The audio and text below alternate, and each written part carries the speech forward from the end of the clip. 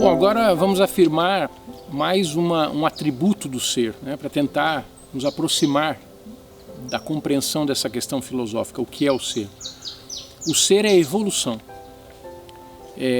Na tradição indiana, né, a filosofia oriental, existe esse conceito de vazio e forma. Então, nós podemos dizer que o ser, ele é imaterial, né? É o que Spinoza chamaria de substância. Eu até prefiro dizer que é a consciência, né? O ser é imaterial, mas ao mesmo tempo ele está se manifestando em formas. Veja, não são duas coisas. Não existe um mundo espiritual e um mundo material, como ficou acertado aí nas discussões da religião do passado, né? E até da filosofia do passado também. Não existe isso, não há separação desta forma. Mas o que há é, assim como a gente falou, interioridade, exterioridade, outra maneira de entender esse fenômeno, né, dessa duplicidade de manifestações, é falar do vazio e das formas. O vazio seria aquele aspecto do ser que permanece. Então é o aspecto que fica, é o que Parmênides quis dizer lá na filosofia com uma espécie de estática, né? É o que é eterno, é o que é atemporal, é o vazio, é o que é. E as formas, ao contrário, estão em transformação plena e constante. O tempo inteiro existe uma metamorfose. E talvez o primeiro a ter entendido de uma forma mais moderna essa metamorfose foi Darwin. Charles Darwin, né, no seu Beagle, dando uma volta aí, uma parte boa do planeta, começou a ver que a vida vai se transformando, transformar, as formas vão mudando. E a isso deu-se o nome de evolução. Na verdade, antes de Darwin, um filósofo já vinha pensando esse fenômeno, que era Spencer, em inglês. Então, as duas coisas se casaram, o pensamento de Spencer com as descobertas de Darwin. Nós entramos na era do pensamento da evolução, que antes desses dois, simplesmente não havia nada a respeito desse assunto, né? A ideia da evolução era desconhecida, era uma ideia que não estava na cabeça. Hoje não podemos pensar em nada da natureza sem entender a evolução. Tudo evolui, o tempo todo. Não é uma evolução linear, como nós estamos cada vez melhor aprendendo, parece ser uma espécie de evolução errática, mas não é. Aí eu tenho que concordar com Bergson. Bergson faz correções ao pensamento darwiniano, né? Por exemplo, Darwin pensava que talvez o impulso evolutivo fosse uma adaptação para a sobrevivência, né? A sobrevivência das espécies que melhor se adaptam, né? Mas por que existe esse, vamos dizer assim, esse movimento se as espécies que melhor se adaptam são as mais simples? As bactérias, por exemplo, elas são os seres mais bem adaptados na natureza. As bactérias, para que evoluir? Para que ir além de bactéria?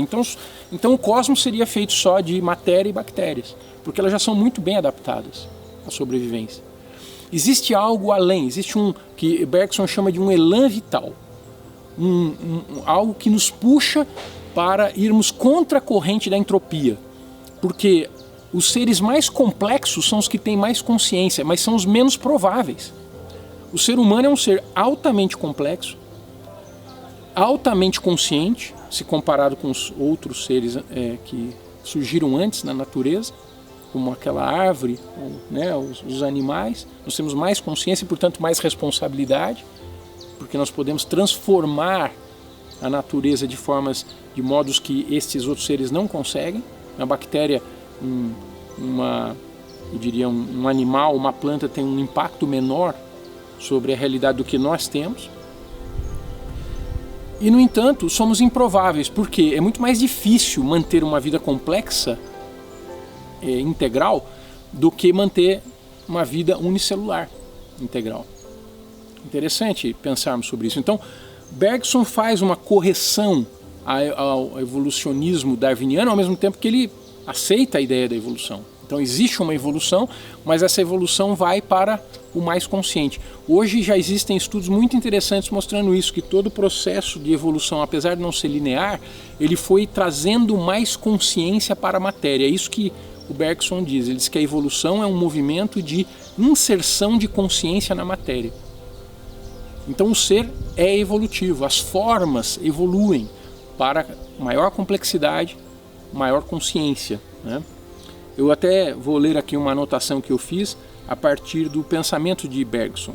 Assim, olha, o telos da totalidade movente, telos é finalidade, tá, em grego. Então, a finalidade, ou telos, ou a direção da totalidade movente é a superconsciência de si mesma, o óbvio do óbvio. A natureza naturata, isso aqui é uma expressão de Spinoza, a natureza criada, a natureza que está aí mais passiva, criada, ela é a natura naturata é a natura naturans contraída. Vou explicar isso. Olha. A natureza que ainda não tem muita consciência, que é mais simples, ela está contraída. Na medida em que ela evolui, ela se descontrai. A gente poderia dizer que ela está se descongelando, que ela está se expandindo. Então está havendo o quê? Mais consciência no interior da matéria. Esse é o movimento, essa é a direção do fluxo da evolução. Então o ser é a evolução, nesse sentido, de maior consciência integrada à matéria. Essa natureza caminha por um processo criativo de infinitas possibilidades e formas, com avanços e retrocessos, em um drama não linear, mas com uma direção certa, a superconsciência de si mesma, cada vez maior ao infinito e além, como diria o Buzz Lightyear, né? É cada vez maior essa evolução, ela não vai cessar, né? A forma humana é uma das passagens desse processo evolutivo. Interessante porque tem uma discussão na filosofia desde a Idade Média, né? Se o ser humano está ou não no centro da criação, né? E para Bergson e para os evolucionistas da consciência, como eu sou, o ser humano é uma das formas possíveis de expressão da consciência. Nós, em relação a outros seres que estamos percebendo aqui, somos bastante conscientes, mas quem sabe virá outro tipo de forma de vida mais consciente do que a nossa. Por que não? Quem pode colocar um freio à evolução, né? É isso. Então já afirmamos também que o ser é evolução.